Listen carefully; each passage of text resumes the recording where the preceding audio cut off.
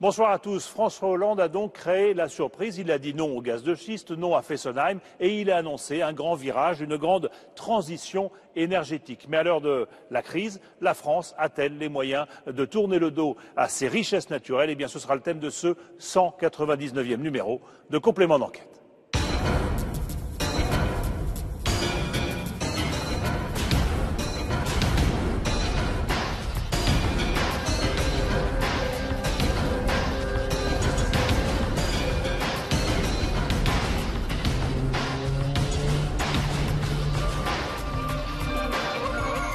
Est-ce qu'il y a eu des problèmes sur ce puits? Oui, il y a eu des fuites. C'est-à-dire des fuites.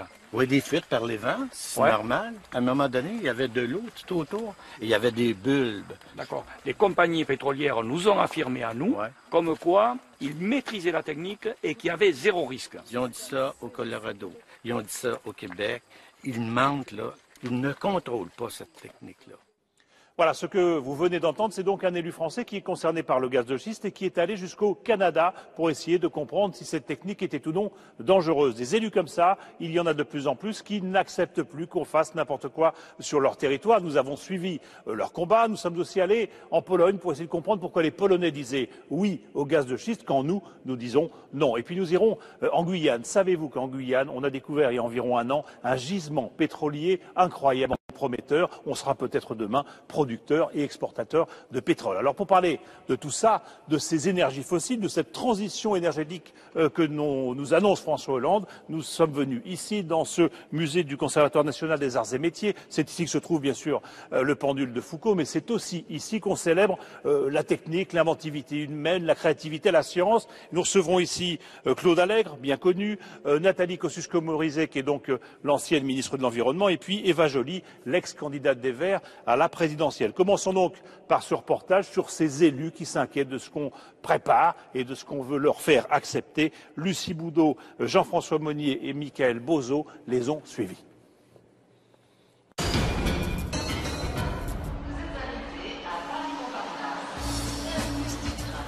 Il vient directement du Lot-et-Garonne défendre son village et son département. Ce matin, Raymond Girardi débarque à Paris pour un rendez-vous de la plus haute importance. Pour se rendre à la conférence. La conférence environnementale du gouvernement. Un événement décisif pour sa commune. Raymond Girardi. Raymond est maire d'un petit village, visé par une demande de permis d'exploration de gaz de schiste. Ici, il représente les départements français. Autour de lui, les poids lourds du gouvernement, des leaders de l'écologie et du patronat. Cette réunion, c'est sa chance de faire annuler le permis. Et d'entrée de jeu, Raymond ne va pas être déçu. Personne, je dis bien personne, ne peut affirmer que l'exploitation des gaz et huiles de schiste par fracturation hydraulique est exempte de risques lourds pour la santé et pour l'environnement. Dans la foulée, le permis qui vise sa région est annulé. Une victoire pour le maire.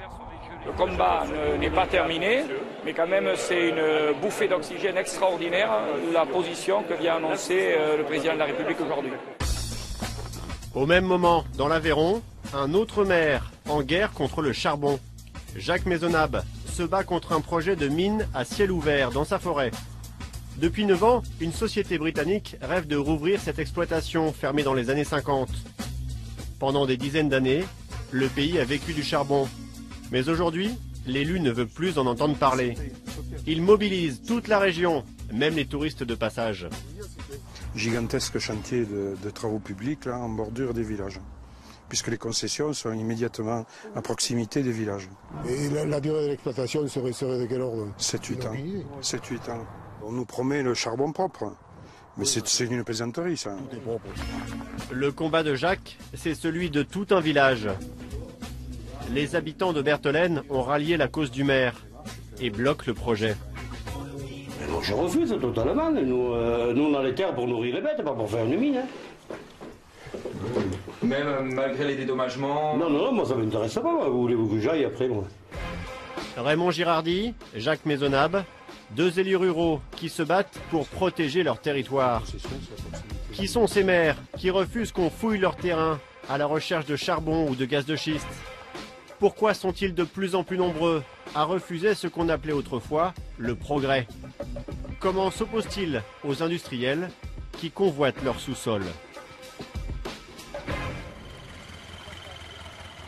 Au départ, ils n'avaient rien contre le gaz de schiste. Tu montes le tracteur, tu l'amènes là-bas, d'accord. Et nous, on va y aller à... Avec sa femme et son fils, Raymond gère une exploitation familiale de 70 hectares. Il y a un an, il apprend qu'un permis d'exploration est déposé sur sa commune. Il y aurait du gaz sous son maïs. L'agriculteur s'inquiète. Tous ceux qui agressent notre environnement, qui produisent de la pollution, que ce soit au niveau des nappes ou de l'air ou au niveau superficiel, nous sensibilisent tout particulièrement. En tant qu'agriculteur, dès que j'ai commencé à entendre parler de l'extraction du gaz de schiste, j'ai commencé à m'informer sur cette technique, et donc ça fait à peu près 1 an et demi maintenant. Première découverte, le permis s'étend sur plus de 10 000 hectares. C'est le plus grand de France. Cette demande de forage n'est pas sans intérêt pour monsieur le maire. Chaque puits pourrait rapporter 50 000 € à sa commune. Moi aussi. Mais Raymond a peur des risques de pollution.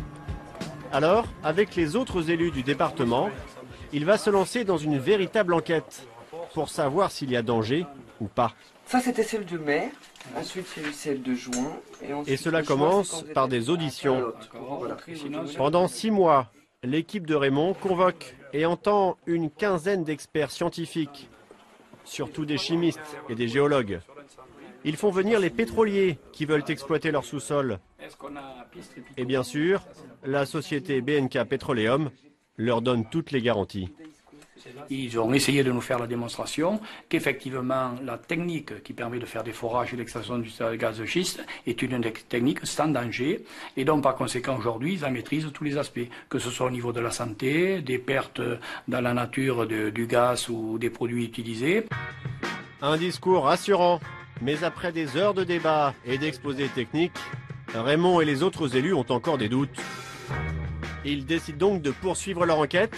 Direction le Québec, à 8000 km du Lot-et-Garonne. Ici, les puits ont été autorisés en 2010. Et ici aussi, le gaz de schiste fait débat.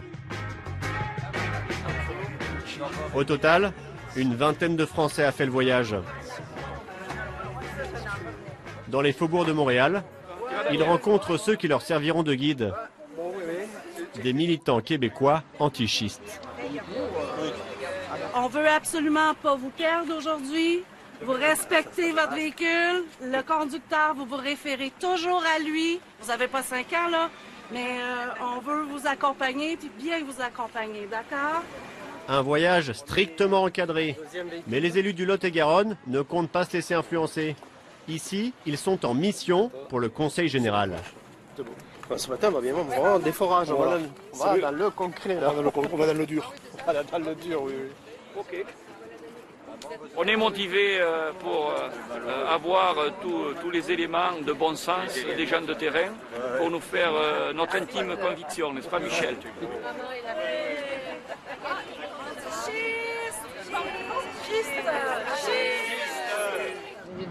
Ouais. C'est la première fois que nos Français s'apprêtent à voir un vrai puits de gaz de schiste. Raymond, lui, veut vérifier si le risque de pollution est bien réel. A priori, il y a des produits utilisés dans l'eau envoyée sous pression dans les forages qui sont reconnus comme extrêmement cancérigènes. C'est-à-dire qu'il y a déjà les produits de la composition naturelle de la roche et il peut y avoir des mutations des molécules avec ces nouveaux produits. Je peux comprendre qu'en fait, on joue les apprentis sorciers. Le puits de gaz de schiste est situé au bout d'un champ de maïs. Bon, écoutez, on est sur place là. C'est exactement ce que Raymond l'agriculteur pourrait avoir chez lui dans le Lot-et-Garonne. Mais moi j'ai fait suivre des cisailles. Première surprise, le site est fermé. C'est des barrières purement symboliques en fait. Dans la région, les puits de gaz de schiste ont été suspendus à cause de fuites. Allez, on y va. Les riverains ont pris peur et se sont mobilisés. On a fait 8000 km pour pouvoir venir là. C'est le premier puits. Bon là c'est un puits expérimental. C'est le premier puits apparemment qu'on peut voir. Est-ce qu'il y a eu des problèmes sur ce puits? Oui, il y a eu des fuites. C'est-à-dire des fuites. Oui, des fuites par les vents, c'est Ouais. normal. À un moment donné, il y avait de l'eau tout autour et il y avait des bulbes. Vous avez vu des remontées de méthane sur ce puits-là. Oui, bien, ça a été même, les- vidéographié avec Ouais. une Mais les compagnies- caméra infrarouge. D'accord. Les compagnies pétrolières nous ont affirmé à nous, comme quoi ils maîtrisaient la technique et qu'il y avait zéro risque. Ils ont dit ça au Colorado, ils ont dit ça au Texas, ils ont dit ça au Québec. Ils mentent, là. Ils ne contrôlent pas cette technique-là. Autre surprise pour nos élus, les pétroliers ont installé le puits sans autorisation du maire. Qu'un élu ne soit pas en capacité de savoir ce qui se passe sur le territoire de sa commune, et que vous n'ayez pas été informé et que la population et vous-même ayez été mis devant le fait accompli. Ça, c'est quelque chose que j'arrive pas à comprendre. J'ai appris seulement que 9 heures avant de perforer 1,3 km qui commençait. Et le terrain, l'agriculteur, il n'y a personne qui connaissait les gages de schiste. Alors lui, il a dit, bon, je vais vous louer, mais il savait réellement rien de c'était à quoi les gaz de schiste. Et je peux vous dire que... Des élus impuissants, mis devant le fait accompli. Voilà ce que Raymond et ses amis veulent éviter à tout prix. Ils veulent garder la main sur leur sous-sol. De l'autre côté de l'Atlantique, Jacques Maisonnable, le maire aveyronnais en guerre contre son projet de mine de charbon. Il y avait une ligne de sondage nord-est-sud-ouest. Il a reçu un courrier de la société qui veut rouvrir la mine. Sur chacun de ces points jaunes, un trou de 100 mètres de profondeur pourrait être creusé pour explorer le sous-sol. L'élu a saisi la justice pour tout bloquer. Mais bon, on reste vigilant, hein, c'est sûr. Jusqu'à présent, nous n'avons pas eu gain de cause à Toulouse. Nous avons été à la cour administrative d'appel à Bordeaux. Nous n'avons pas eu gain de cause. Et maintenant, nous sommes au Conseil d'État. Ces différents documents, ça concerne le charbon depuis fin 2003. Un combat de longue haleine. En 2005 déjà, une équipe de complément d'enquête s'était rendue en Aveyron, puis en Écosse. Nous y avions rencontré celui qui veut creuser la fameuse mine en Aveyron. Ici, il exploite des mines à ciel ouvert pour le compte de sa société, une multinationale minière. À l'époque déjà, Tom Alchurch avait un peu de mal à comprendre les blocages des Français. La France a encore besoin de charbon. On estime ce besoin à 18 millions de tonnes par an. Et si ce marché existe, pourquoi pas l'alimenter avec du charbon français? Des arguments sensés qui n'arrivent toujours pas aux oreilles de Jacques Maisonnable. Lui redoute de voir sa forêt dévastée. C'est une région qui fait vivre des agriculteurs, leurs familles. Ces terrains, ils les travaillent depuis des générations souvent. Et si on les détruit, pour une activité éphémère de quelques années, de mine, on provoque des dégâts qui seront durables. En 9 ans, la compagnie aura tout tenté pour rouvrir la mine.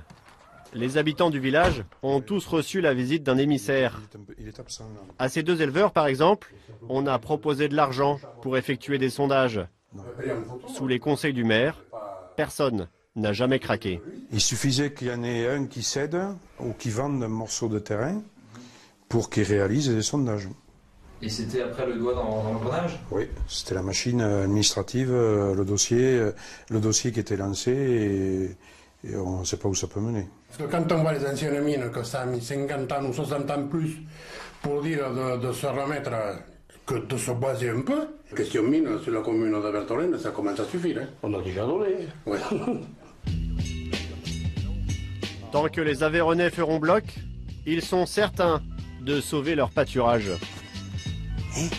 Les choupinettes, viens. Les bêtises. Le terrain, c'est pour vos bêtes. Ah, le terrain, c'est pour les bêtes, oui, c'est pas pour les mines. Bon, le premier point de sondage, il est prévu là, à 5 ou 6 mètres. Le deuxième, il est pareil en face, là-bas, à 3 ou 4 mètres du bois. Deux cratères immenses, un là, un là-bas et un en haut. Imaginez s'il vient dans une trompe d'eau ou n'importe. Tout descend en bas. Indélogeables, ces Aveyronnais. Mais à 200 km d'ici, un homme reste persuadé que la mine finira bien par rouvrir. Bienvenue au Tréissa. Il est géologue, passionné de charbon et anglais. On s'imagine que le charbon est noir, sale, mais ça, pour moi, ça c'est magnifique. C'est lui que la société minière a envoyé pour ouvrir la mine. Même après 9 ans de démarches infructueuses, Brian Kopak se dit certain d'y arriver. C'est un projet techniquement bien ficelé, bien encadré, bien sondé. On sait exactement qu'est-ce qui se trouve, le montant. On a le marché qui est prêt à acheter le charbon au lieu d'importer. Vous abandonnerez pas? Jamais. Jamais. Car un jour, ce pays sera ouvert et un jour, ces gisements seront exploités. Mais le géologue n'a plus que 6 ans pour parvenir à ses fins. D'ici 2018, si tout reste bloqué, l'État français lui reprendra son permis d'exploiter la mine.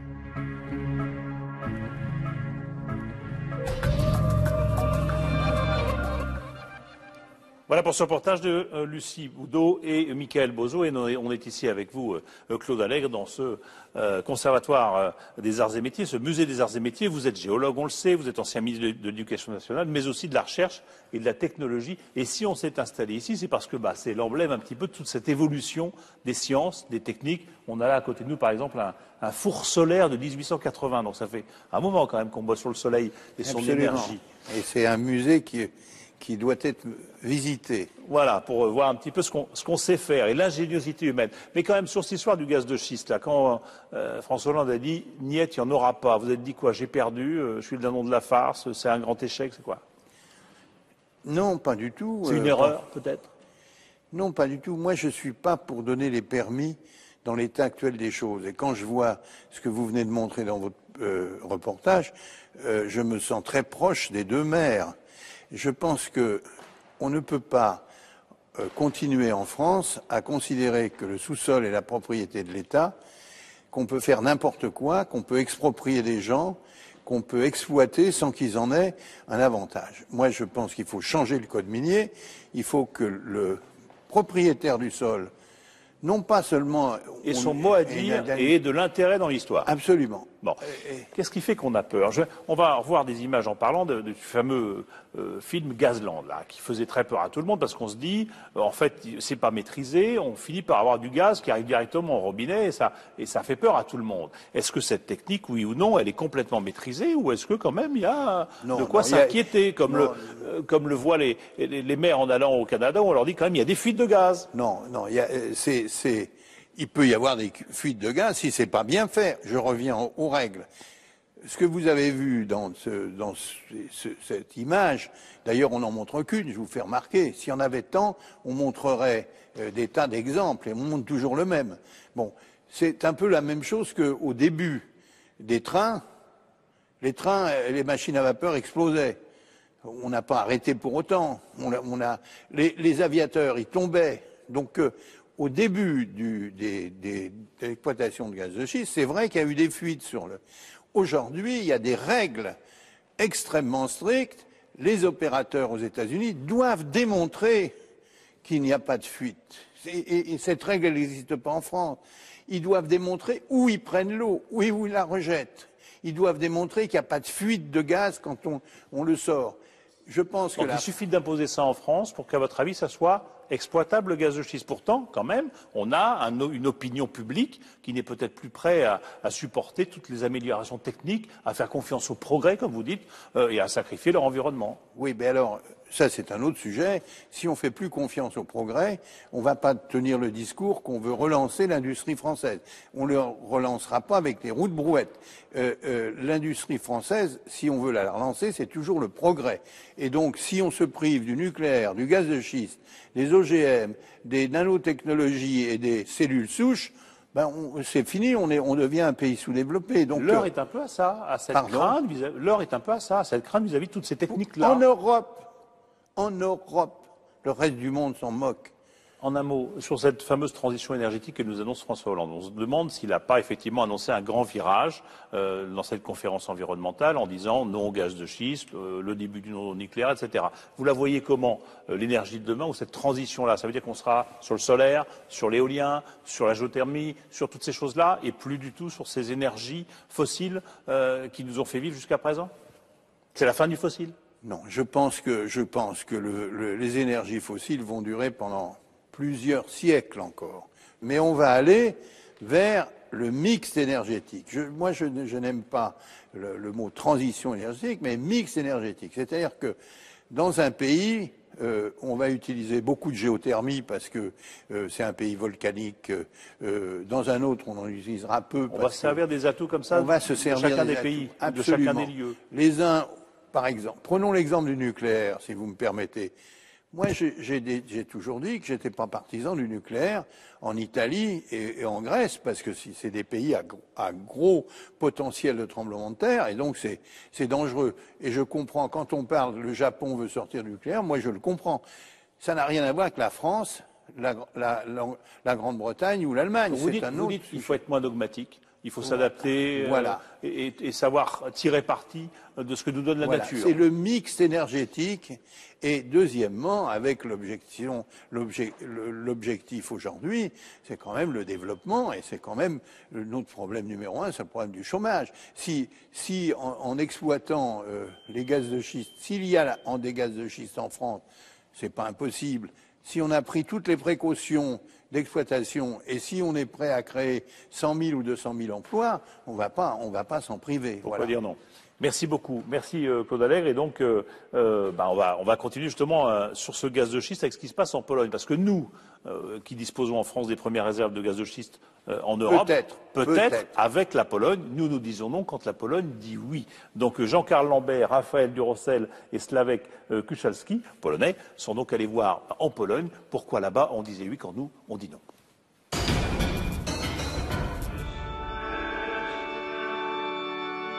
Un lundi matin, messe exceptionnelle à Leznovice pour une occasion particulière. Le père Andrzej a convoqué tous les paroissiens, les enfants, les notables, monsieur le maire. Et au premier rang, 3 invités d'honneur, 3 Américains. Prions pour tous les employés de la firme Chevron. Que Dieu les bénisse et les comble de sa grâce. Avec ses faux airs de Jean-Paul II, voici John Clausen, le grand patron en Pologne du pétrolier Chevron, numéro 4 mondial des hydrocarbures. En septembre dernier, ce natif du Colorado a débarqué dans le petit village, les bras chargés de cadeaux. Parmi eux, ce carrefour flambant neuf. Allez, viens ma chérie. Inauguration en grande pompe de cet équipement à 50 000 €. Si l'Américain est généreux, c'est peut-être aussi parce que la commune lui a fait un très beau cadeau, le droit de puiser dans ses sous-sols du gaz de schiste. Apparemment, une bonne affaire pour tout le monde. On va chacun couper un petit bout. À ce jour, l'exploitation n'a pas encore commencé, mais la terre de Leznovice est riche de promesses. La Pologne se lance dans l'aventure, mais pas sans la bénédiction des plus hautes autorités.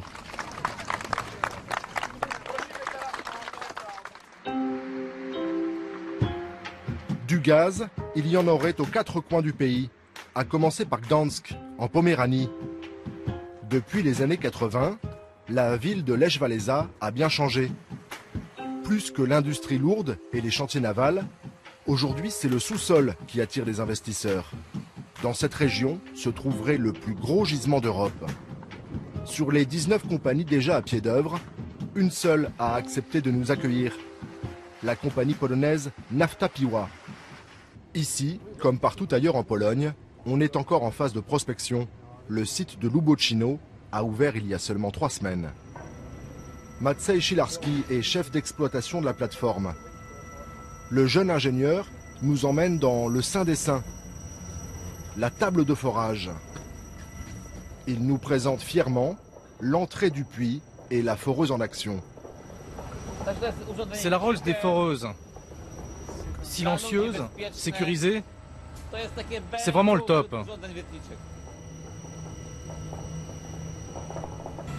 Ces immenses tubes, d'1 tonne chacun, sont assemblés les uns aux autres. Ils permettent la progression vers le fond de la tête de forage. Il faudra 6 mois pour atteindre les 3000 mètres sous la surface. La foreuse pourra alors pénétrer horizontalement dans la couche de schiste qui contient le gaz. Ensuite, les Polonais vont recourir à la technique tant décriée par les écologistes et interdite en France, la fracturation hydraulique. Pour casser la roche et libérer le gaz, il faudra envoyer de l'eau sous très haute pression. Beaucoup d'eau.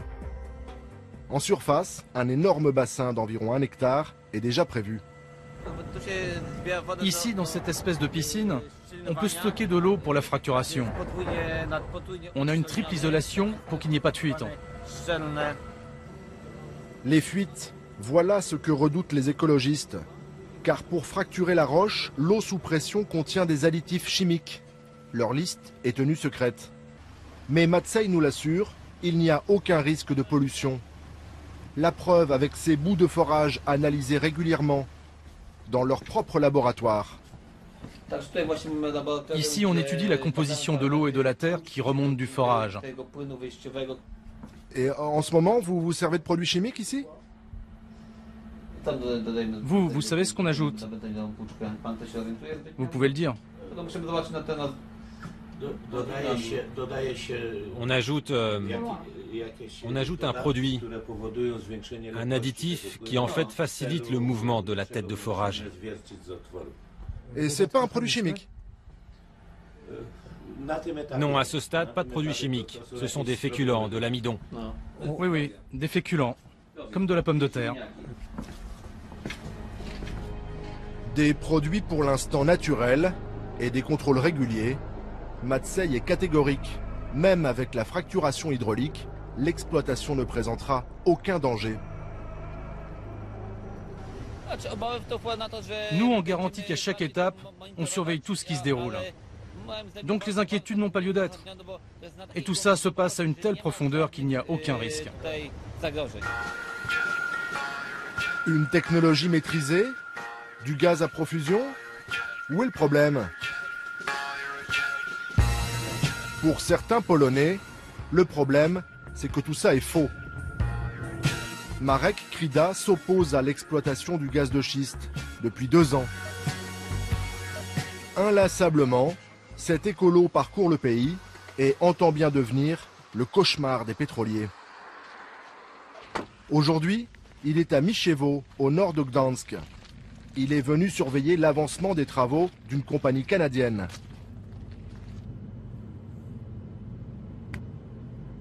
Là encore, la fracturation hydraulique n'a pas commencé. Mais Marek veut nous montrer que les industriels sont selon lui parfois négligents. Ça se passe à l'arrière des installations.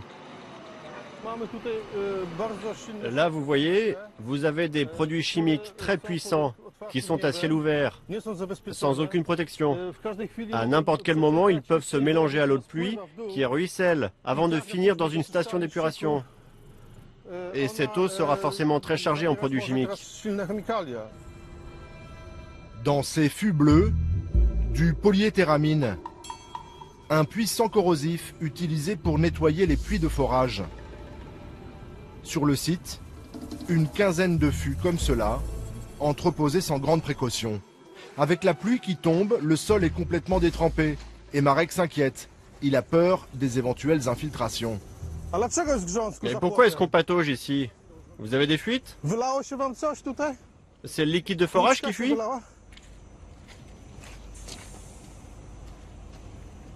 Mais vous voyez bien qu'il y a... Non, c'est vous qui devriez drainer le terrain. Vous n'avez aucune raison de venir marcher ici, monsieur. Vous voyez bien qu'il pleut, monsieur, c'est pour ça que c'est boueux. Apparemment, vous avez des problèmes d'écoulement avec la pluie.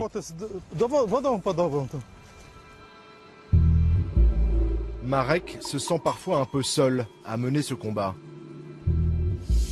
Mais il s'accroche. En Pologne, c'est devenu une urgence de s'occuper de ce dossier. Tous les partis politiques, le Parlement, tout le monde est pour le gaz de schiste. Il n'y a pas une seule institution qui aura le courage de défendre les intérêts des habitants. C'est pour ça que les écolos doivent faire ce boulot. Pour sortir de l'isolement et médiatiser sa cause, Marek a fait venir des écologistes rompus aux opérations coup de poing.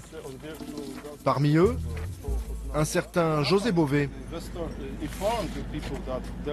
L'an dernier, l'eurodéputé lui a donné un coup de main et une petite leçon de communication. Là,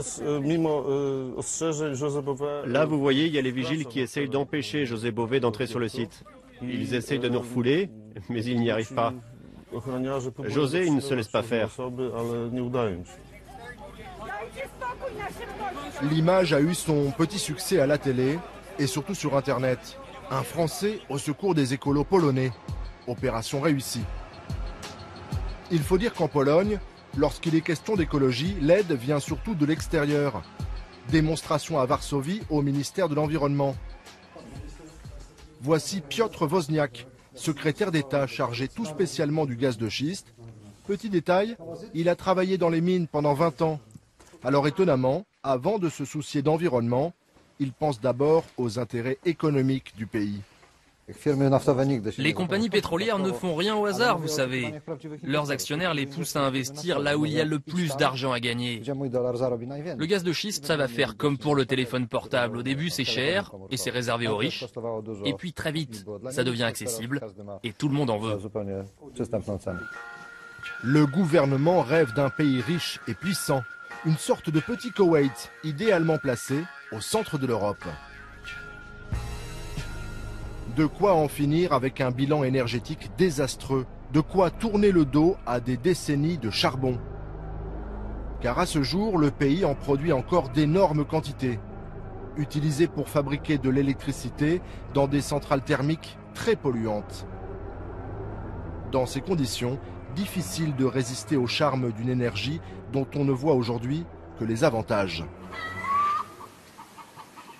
Retour au carrefour de Leżniowice, ce carré de bitume flambant neuf, offert par le pétrolier américain Chevron il y a 2 semaines. Monsieur le maire n'en revient toujours pas de ce trésor caché sous ses pieds. Il nous emmène à 2 km du village, sur la plateforme qui accueillera le futur puits de forage. On n'a rien fait pour mériter ça. Je ne sais pas si c'est un don du ciel ou de la terre, mais d'après les premiers forages qui ont été faits ici, on dirait bien que le gisement est très prometteur. Et il faut en profiter. Moi, je pense qu'il faudrait être malade pour ne pas en profiter.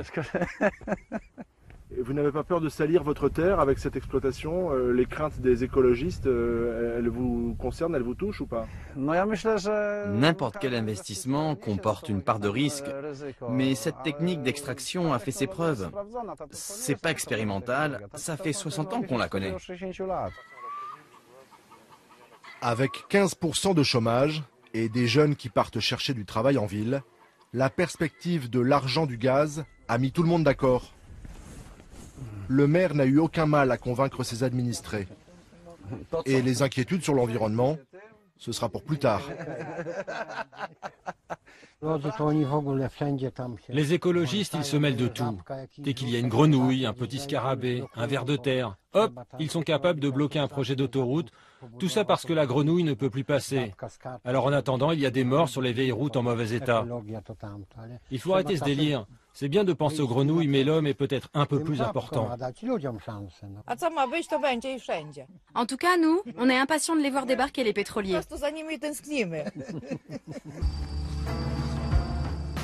À l'autre bout de ce pays, presque entièrement acquis à la cause des pétroliers, Marek ne désarme pas. Il a organisé une manifestation contre l'arrivée d'une autre compagnie américaine. Pour une fois, il est parvenu à réunir une poignée d'habitants d'un petit village près de la mer Baltique. Salut, salut. Dis donc, t'as un super masque, fais voir. Une petite victoire. Mais Marek et ses amis ne font pas peur à grand monde. Sur les 400 habitants du village, pas plus d'une trentaine a fait le déplacement. La manifestation se disperse rapidement. Elle aura tenu 2 heures. On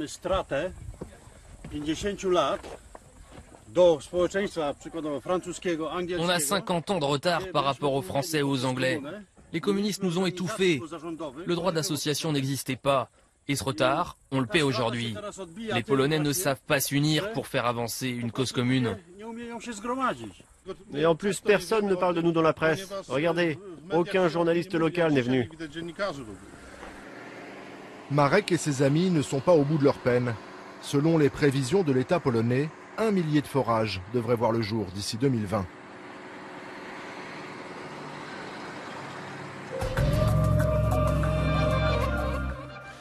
Et voilà pour ce reportage de Jean-Carl Lambert et de Raphaël Durosel. Et on est ici avec vous, Nathalie Kosciusko-Morizet, ancienne ministre de l'Environnement, dans cette salle des conférences à l'Assemblée nationale. Merci de nous accepter ici chez vous, si je puis dire. Ils ont raison, les Polonais, de ne pas tourner le dos à ce cadeau du ciel qu'est ce gaz de schiste et d'aller le chercher? Ils sont dans une configuration très particulière qui n'est pas la nôtre. D'abord, eux, ils ont beaucoup d'exploitations charbonnières. Et puis, ils ont un problème historique qui est de prendre une indépendance en matière d'approvisionnement par rapport à la Russie. Et donc avoir leur propre production de gaz, pour les Polonais, c'est un enjeu de souveraineté. Il y a quelque chose d'historique, de très fort là-dedans qui permet de poser le problème de manière assez différente. Ça n'a pas la même résonance chez eux que chez nous. Ceci dit, les enjeux écologiques sont les mêmes là-bas et ici. On va en parler justement en rappelant, pour qu'on l'ait bien en tête, ce qui est notre bilan énergétique en France. Il faut savoir que 41% de notre énergie vient du nucléaire, 31% du pétrole, 15% du gaz, 9% des énergies renouvelables et 4% du charbon. Et puis un petit chiffre qui vaut ce qu'il vaut, mais notre déficit commercial est de 70 milliards d'euros. Et par exemple, les importations d'hydrocarbures pèsent pour 49 milliards d'euros. Bon. Vous dites c'est les mêmes données. Le gaz de schiste, en Pologne comme ici, il y a les mêmes données techniques. Est-ce qu'il faut aller le chercher, ce gaz de schiste, ou est-ce qu'effectivement c'est une cochonnerie dangereuse dont il ne faut pas s'écarter? Je crois que ce qu'il faut bien comprendre, c'est qu'il ne s'agit pas de dire que le gaz est une cochonnerie, pour reprendre vos mots.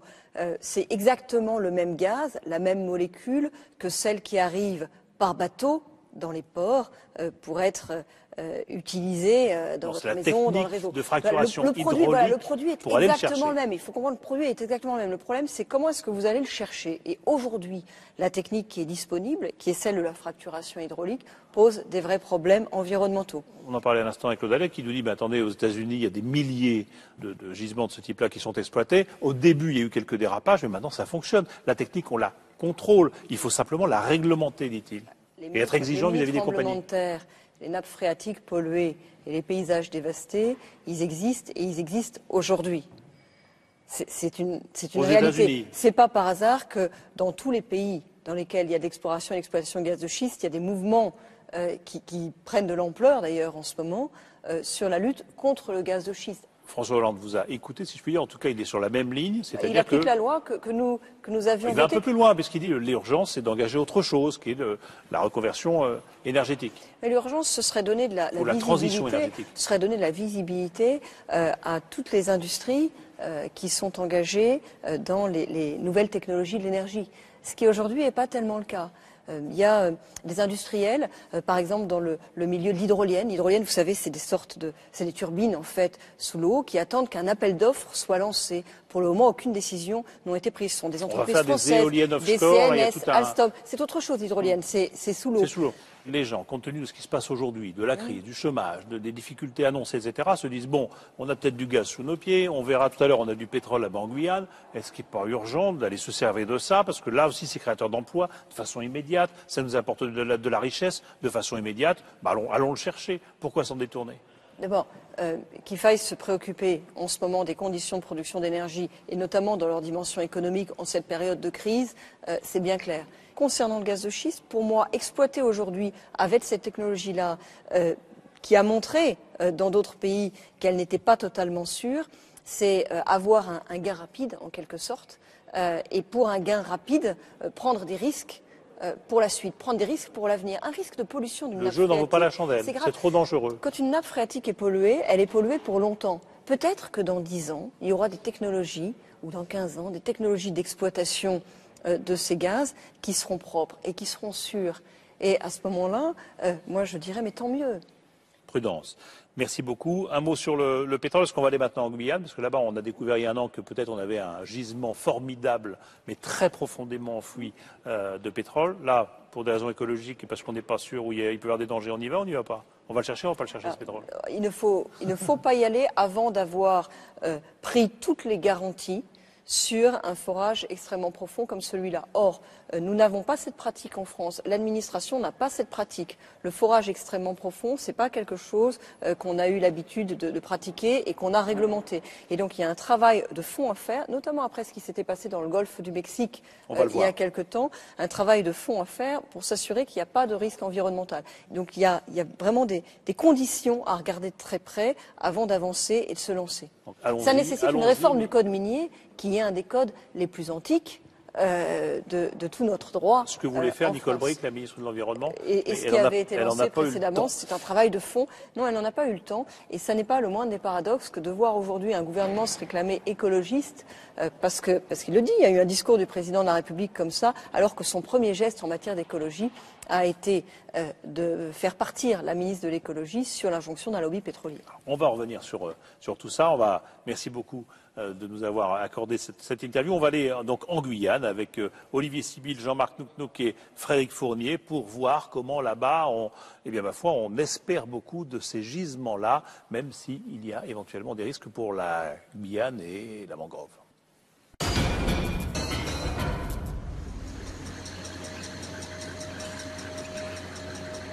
À 7000 km de Paris, c'est un petit morceau de France. Entre terre et mer, 70 000 hectares, que Mathieu Entraigues connaît presque par cœur. Ce sont des racines aériennes en fait, qui descendent du tronc et qui s'ancrent dans le sol meuble et qui lui permettent d'assurer une certaine stabilité, parce qu'ici, on le voit, c'est de la vase. Il y a des espèces de poissons qui viennent se reproduire ici avant de regagner la mer. C'est un milieu qui est extrêmement riche en termes de biodiversité. Pourtant, depuis quelques mois, ce défenseur de l'environnement est inquiet. Selon lui, la mangrove guyanaise, patrimoine unique au monde, est en danger.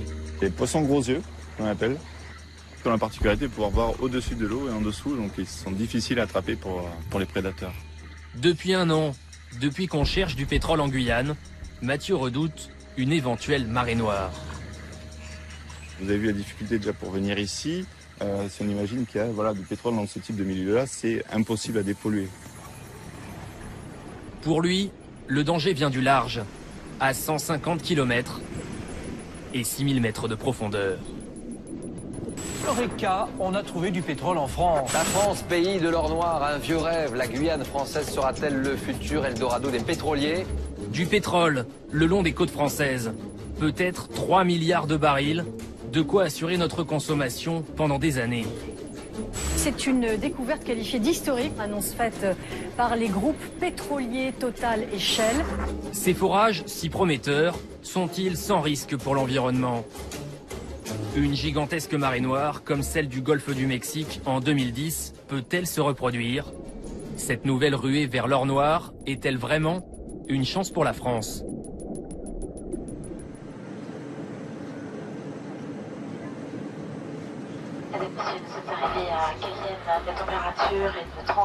Ce pétrole, qui suscite toutes les convoitises, Patrick Roméo a été un des premiers à s'y intéresser. Je viens pratiquement tous les mois, oui.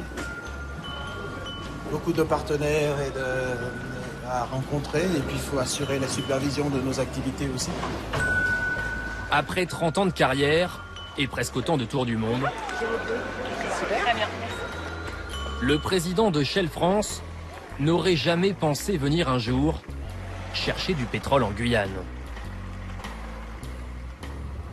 On a vécu dans l'idée que la France n'avait pas de pétrole, historiquement. Et tout d'un coup, on se trouve avec la possibilité d'en avoir, et on ne sait pas si c'est une bonne chose ou une mauvaise chose, collectivement, je pense. Moi, je pense que c'est une bonne chose, mais beaucoup de gens hésitent à franchir ce pas. Alors, Pour faire avancer ce dossier sensible, Shell a choisi de la jouer profil bas. À Cayenne, bureau discret, au premier étage d'un immeuble anonyme. C'est ici la base avancée, je dirais. Mais il y a beaucoup de gens qui travaillent pour ce projet dans le monde. Mais à partir de Paris, de Houston, des Pays-Bas. À l'intérieur, ah, Mélissa. À peine une vingtaine de personnes. Ça va? Ah, il fait meilleur ici. Mais Patrick Roméo imagine déjà la suite.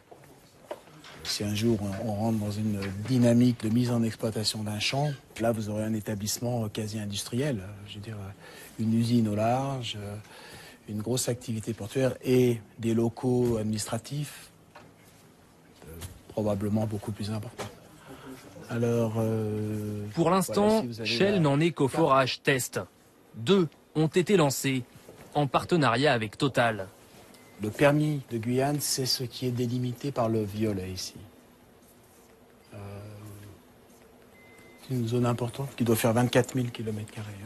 Et en fait, nous ferons ici, hein, à 150 km au large.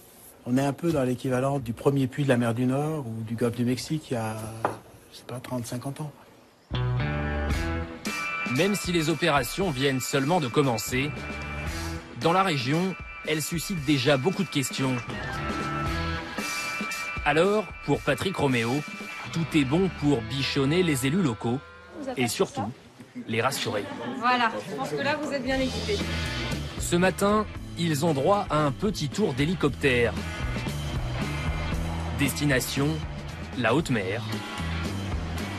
Et le Stena Ice Max, ce navire de forage ultra moderne, loué par Shell, 800 000 € par jour.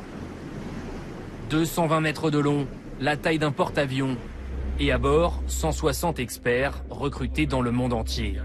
Pour les élus, le pétrolier a bien fait les choses. Retransmission en direct, des opérations à grande profondeur. On est venu loquer dessus. Ok, il a posé sur vous. Mais il est surtout question de sécurité. Objectif, rassurer. Une des raisons pour lesquelles le Titanic a coulé, c'est qu'il n'avait pas de porte étanche comme celle-là. Vous voyez, celle-ci, on peut même la commander à distance, depuis le pont supérieur. Quand il n'est pas sur son bateau, Patrick Roméo enchaîne les rendez-vous. Avec, dans sa mallette, beaucoup de promesses. À Cayenne, réunion à la préfecture. Patrick Roméo a accepté l'invitation d'une trentaine d'élus et de chefs d'entreprise, et il sait comment leur parler. Notre activité en tant que telle, elle génère des emplois directs, et puis il y a tous les emplois induits. Je sais pas, l'hôtellerie, une ligne aérienne supplémentaire liée à l'afflux de business, la restauration, les services, on peut parler facilement de 1000 emplois. Mais ce qui fait surtout briller les yeux des élus, ce sont les retombées fiscales du projet. Chantal Berthelot est députée de Guyane. Le magot du pétrole peut être jusqu'à 3 milliards d'euros par an. Elle entend bien en profiter. Nous sommes tous là pour le projet d'exploration pétrolière. Cette agricultrice, députée socialiste depuis 5 ans, tient à nous emmener dans la banlieue de Cayenne. Pas trop chaud quand même pour vous là? C'est parfait. Nous arrivons à Balata. Vous voyez comment les branchements sont faits? Le système de distribution est à revoir complètement. Hein. Ça, ce sont des gros investissements pour la commune de Guyane, tout ça. Nous ne sommes qu'à 10 km du centre-ville. Dans ce quartier, pas de route goudronnée, pas de caniveau.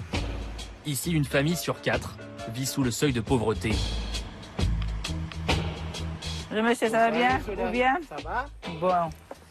Ce sont ces personnes-là qui mettent leur boîte aux lettres devant comme là. Parce qu'effectivement, ben... Hein. C'est dur les routes ici. Hein. Ben oui. Vous voyez que pour être un député de Guyane, il faut... C'est sportif. Les financements sont durs à trouver pour construire des logements sociaux. Ça va bien? Alors l'argent du pétrole, Chantal Berthelot voit très bien comment l'utiliser. Dans cette maison, Joe Mila vit avec sa mère et ses 4 frères et sœurs. C'est pour ma mère et moi. Dans 30 mètres carrés. Et dans la famille, tout le monde est au chômage.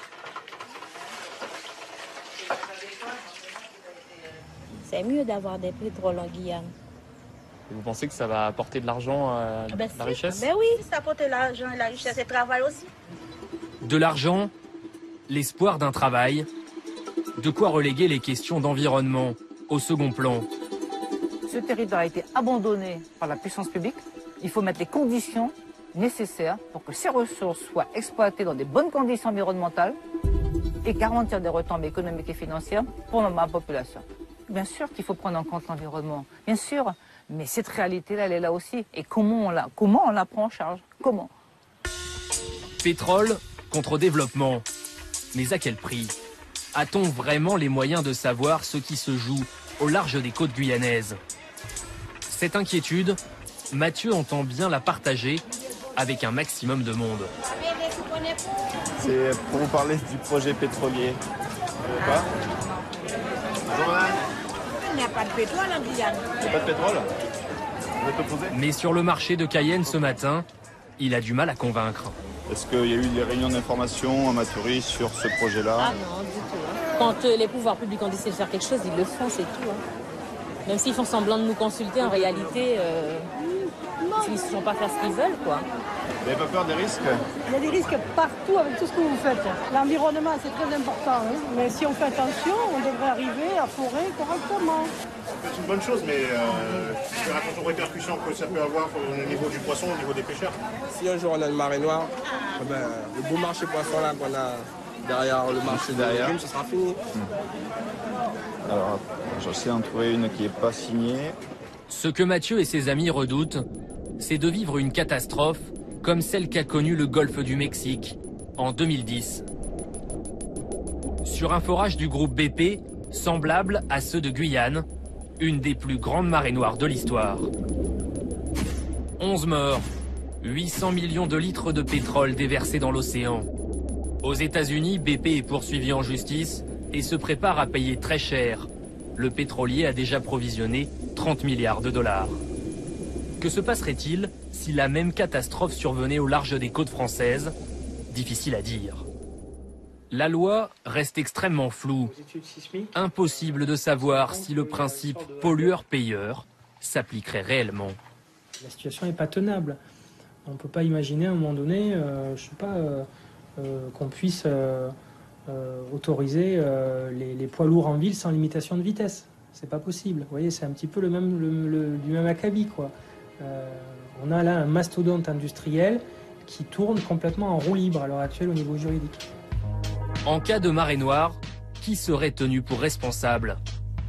Nous sommes allés poser la question à Shell. Bon, écoutez, on peut se mettre ici. Pour Patrick Roméo, cette éventualité n'est pas un problème. Nous sommes en mesure d'assumer nos responsabilités. Et nous n'avons pas forcément besoin d'une loi pour ça.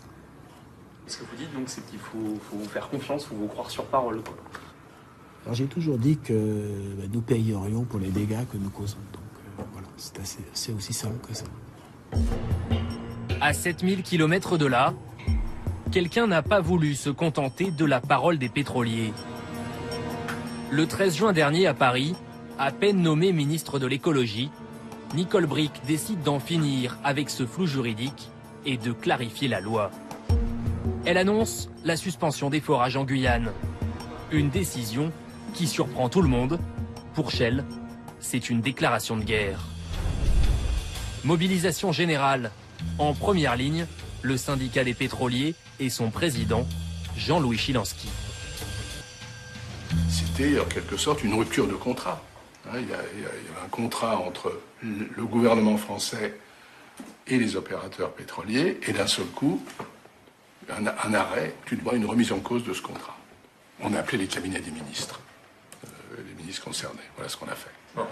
Et leur réaction, ça a été quoi? De nous écouter. Laurence Parisot, la présidente du MEDEF, décroche également son téléphone et se rend à Matignon. Shell s'active, actionne un cabinet de lobbying qui organise la visite à Paris de 5 élus guyanais, dont Chantal Berthelot. Ils se rendent au ministère de l'écologie, puis à l'Élysée. Pendant ce temps, Nicole Bricq est en voyage officiel à Rio avec François Hollande. Elle ne se doute de rien. Mais le 21 juin, dans l'après-midi, alors qu'elle vient de rentrer à Paris, le téléphone sonne. Au bout du fil, Jean-Marc Ayrault lui annonce qu'elle doit quitter ses fonctions. Un des conseillers de la ministre raconte.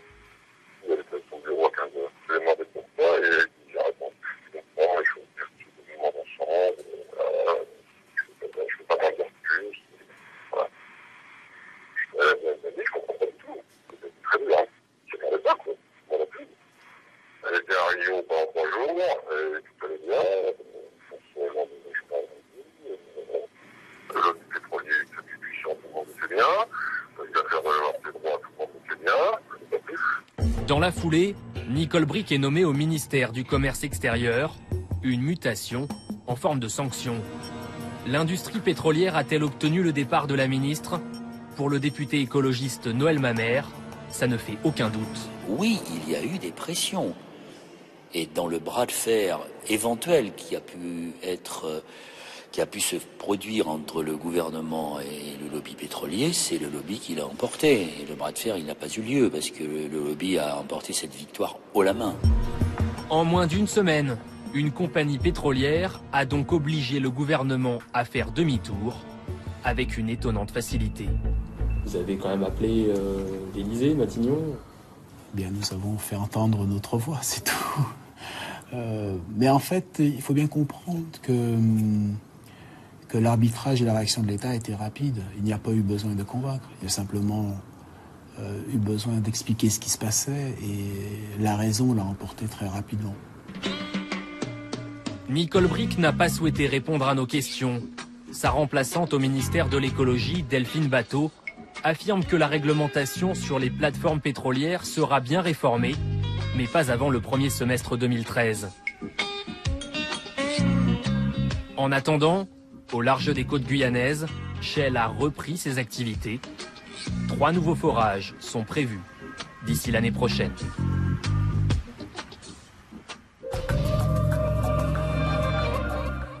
Et voilà pour ce reportage de Olivier Sibyl et de Jean-Marc Nouknouk. Et on est ici, Eva Joly, dans ce très beau cadre du Conservatoire national, avec ce pendule de Foucault là qui oscille à longueur de temps et qui nous montre que la Terre tourne. Vous, Eva Joly, vous avez été candidate évidemment à la présidentielle. On vient de voir là les malheurs de Nicole Bricq, remplacée par Delphine Batho. Je précise que Delphine Batho, évidemment, on l'avait invitée, mais qu'elle n'a pas voulu venir. Vous pensez que Nicole Bricq, elle a été victime comme ça des pétroliers au sein du gouvernement? Ça l'a très clair entre la décision qu'elle prend de suspendre les autorisations de forage en Guyane et le fait qu'elle soit évincée du gouvernement. Il se passe quelques heures. Donc la relation de cause à effet paraît très claire. Je vais redonner quelques chiffres sur ce fameux pétrole de Guyane, parce que quand même, quand on est français, on est habitué à l'adage, on n'a pas de pétrole, mais on a des idées. Mais là, quand on apprend qu'on a peut-être quand même du pétrole et qu'on va peut-être pouvoir assurer notre consommation grâce à ce pétrole, on a tendance à se réjouir, peut-être à tort. Ce pétrole de Guyane, il est à 6000 mètres de profondeur, eau comprise. Et c'est une épaisseur de 72 mètres, une estimation de réserve entre 450 millions et 3 milliards de barils. Et ça pourrait donc assurer notre consommation pendant au moins 5 ans. Il ne faut pas y aller, il ne faut pas aller chercher ce pétrole. Nous vivons dans un monde fini et le moment d'assurer la transition énergétique est venu. Et donc, forêt à 6000 mètres, ou exploiter le gaz de schiste recule le moment de cette transition énergétique, mais ne règle pas le problème définitivement. On ne peut pas le faire en attendant, en parallèle? Alors, les catastrophes écologiques ne se réparent pas. Lorsque le président de Shell dit « j'assume tous les risques », cela me fait vraiment rire. Qu'est-ce que ça veut dire de détruire les ressources halieutiques de la Guyane? Est-ce que Shell va indemniser cela? La réponse est non, et nous le savons. Regardez Erika, regardez comme Total se bat pour ne pas payer le préjudice écologique. On en parlait avec Claude Allègre tout à l'heure, on est quand même en crise économique. Là, il y a peut-être du pétrole, ici en France, il y a peut-être du gaz de schiste, c'est des emplois, c'est de la richesse, c'est peut-être nous sortir de la crise. Est-ce qu'on peut dire non à tout ça? nous devons dire non à tout cela parce que nous devons nous engager dans la transition énergétique. La fameuse transition annoncée par François Hollande. Nous devons aller vers les énergies renouvelables. Ce qu'il faut bien comprendre, c'est que le problème dans le futur ne va pas être l'énergie. Nous saurons faire. L'Allemagne, ce printemps, pour la première fois, a produit plus d'énergie par les énergies renouvelables que par ses centrales atomiques. Nous savons faire, nous saurons faire. Par contre, nous ne pourrons pas remplacer l'eau. Si le forage pour extraire le gaz de schiste pollue les nappes phréatiques, cela est irrémédiable et rien ne peut les dédommager. Est-ce qu'on ne joue pas quelquefois un petit peu à se faire peur? Il y a un mouvement, il y a des gens qui commencent à se lever pour dénoncer ça. Je montre le livre de Pascal Bruckner, dont vous avez dû entendre parler, qui s'appelle « Le fanatisme de l'apocalypse » et il dénonce une sorte de despotisme de la chorophile qui ferait que... C'est un livre d'un parti... C'est un philosophe qui oui. a un parti pris, mais oui. qui dit qu'il faut arrêter le progrès. Ici, on est dans le temple du progrès. C'est bien parce qu'il y a eu tous ces progrès qu'on vit mieux aujourd'hui. Est-ce qu'il faut tourner le dos à tout ça sous prétexte de ces peurs écologiques? Ce n'est pas des peurs écologiques infondées. Nous ne tournons pas le dos au progrès, nous voulons d'autres progrès. Faire de l'électricité par le photovoltaïque est un progrès. Et nous voulons sortir du tout nucléaire, du tout pétrole, parce que cela représente des risques pour l'humanité inacceptables. Et retarde le développement des énergies alternatives. Et est aussi une absurdité économique. Il faut savoir que les énergies renouvelables, c'est 6 fois plus d'emplois que dans le nucléaire. C'est 6 fois plus d'emplois que dans le pétrole. Cela n'assurera pas le plein emploi. Et donc, aller vers les énergies renouvelables, c'est dire oui au progrès, c'est dire oui à l'emploi, c'est dire oui à un avenir bien plus fraternel et bien plus radieux. Merci beaucoup. Merci Eva Joly de nous avoir rejoints dans ce bel endroit. Voilà, j'espère que vous aurez, puisqu'on arrive au terme de l'émission, à peu près affiné votre idée de ce que doit être cette reconversion, cette transition énergétique et ce que nous devons faire vis-à-vis de ces énergies fossiles dont on dispose encore, mais dont il faudrait peut-être se détourner aujourd'hui. Ce que vous dites, vous. Merci à ceux qui nous ont accueillis, à ce Conservatoire national des arts et métiers. Merci à ceux qui m'ont aidé à préparer l'émission, que ce soit Michel Fil, Thomas Auro, Joël Bruyandel à la rédaction en chef, Macha Fogel à la préparation des plateaux, Philippe Lallemand à leur réalisation. Je vous rappelle que vous pouvez nous rejoindre sur les réseaux sociaux, que dans une semaine, ce sera des paroles et des actes, et que nous, dans 15 jours, on s'intéressera à la fiscalité que certains dénoncent et jugent trop lourde en France, vous le savez, au point quelquefois de s'expatrier en Belgique ou ailleurs. Voilà, la soirée n'est pas finie sur France 2, je vous laisse avec Stéphane Bern et avec la saga des Grimaldi. Dès maintenant, pour plus d'infos sur les reportages et réagir sur notre forum, rendez-vous sur france2.fr.